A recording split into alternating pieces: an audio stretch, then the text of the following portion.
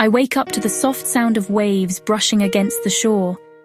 Bali mornings are something else. The sun spills gold across the sand. I step out, toes sinking in. The salty wind instantly makes me feel alive. Every beach feels like a secret escape.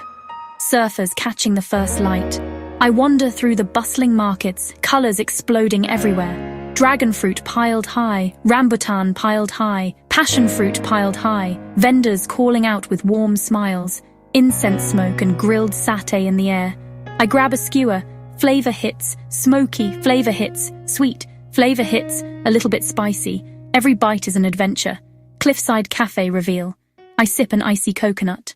Legs dangling above endless blue. Sun dips behind temple silhouettes. Time feels like it slows down. Night falls, the island shifts. Lanterns light footpaths. Travelers and locals sharing stories. Plate of nasi goreng, plate of mee goreng. I taste everything. Every spice, every crunch, every hint of lemongrass. Bali isn't just a place, it's a feeling. Laughter blending with the ocean, the warmth of the people, flavors that linger long after the meal. My travel diary isn't just words, memories, sunsets, a promise to come back.